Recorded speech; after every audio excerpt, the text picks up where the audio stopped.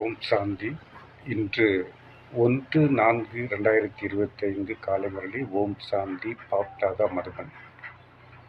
பகவான் குழந்தைகளை எப்போதும் அன்பாக அழைப்பார். இனிமையான குழந்தைகளே, தந்தை ஞானம் நிறைந்தவராக இருக்கின்றார். அவரை அனைத்தையும் அறிந்தவர் என கூறுவது தலைகீழான மகிமை ஆகும். உங்களை தூய்மையில்லாத நிலையிலிருந்து தூய்மை ஆக்கவே தந்தை வந்திருக்கின்றார். இந்த தலைப்பை பாருங்கள், ரொம்ப அருமையாக சொல்லியிருக்கின்றார். குழந்தைகளே, எளிமையான குழந்தைகளே, தந்தை ஞானம் நிறைந்தவராக இருக்கின்றார். ஞானம் என்றால் அறிவு. இங்கு இந்த முரளியில் கொடுக்கின்ற மகா வாக்கியங்கள் சிறந்த ஞானம் நிறைந்தவை. அவரை அனைத்தையும் அறிந்தவர் என்று கூறுவது தலைகீழான தவறான மகிமை ஆகும்.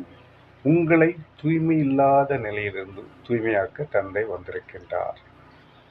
கேள்வி: தந்தையின் கூடவே மிகவும் அதிகமான மகிமை யாருக்கு மற்றும் எவ்வாறு ஏற்படுகின்றது? கேள்வி: தந்தையின் கூடவே மிகவும் அதிகமான மகிமை யாருக்கு மற்றும் எவ்வாறு ஏற்படுகின்றது? பதில்: தந்தையின் கூடவே பாரதத்திற்கும் மிகவும் மகிமை இருக்கின்றது. தந்தையின் கூடவே பாரதத்திற்கு மிகவும் மகிமை இருக்கின்றது. பாரதமே அழியாத கண்டமாக சொர்க்கமாக ஆகின்றது. சொர்க்கம் எங்கிருக்கின்றது? பாரதம் தான் சொர்க்கம். நாம் நினைத்திருக்கின்றோம் சொர்க்கம் எங்கேயோ இருக்கின்றது. அல்ல, இறைவன் சொல்லுகின்ற சொர்க்கம் பாரதம் தான். பாரதவாசிகளை செல்வந்தராக, சுகமாக மற்றும் தூய்மையாக தந்தை ஆக்கியிருந்தார். பாரதத்தில் உள்ள மக்கள் அனைவரையும் செல்வந்தராக, சுகமாக மற்றும் தூய்மையாக தந்தை ஆக்கியிருந்தார். 2வது பாயிண்ட்: கீதைக்கும் அளவற்ற மகிமை இருக்கின்றது. அனைத்து சாஸ்திரங்களுக்கும் முதன்மையானது கீதையாகும். எல்லா சாஸ்திரங்களுக்கும் முதன்மையானது கீதை. 3வது பாயிண்ட்: நீங்கள் சைத்தன்யமாக ஞான கங்கைகள். உங்களுக்கும் மிகவும் மகிமை இருக்கிறது. உங்களுக்கும், குழந்தைகளாகிய உங்களுக்கும் மிகவும் மகிமை இருக்கின்றது.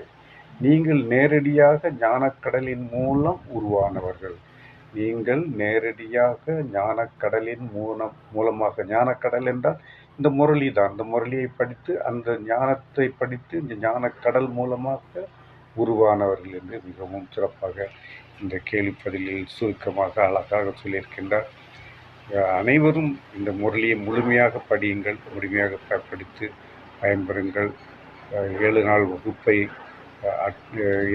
சேர்ந்து, பிரம்மகுமாரிகள் இயக்கத்தில் சேர்ந்து, அதன் மூலம் அந்த முரளியினுடைய முழு விளக்கத்தின் புரிந்து கொள்ள வேண்டும் என்றால் நீங்கள் 7 நாள் வகுப்பு படித்தால்தான் புரிந்து கொள்ள முடியும்.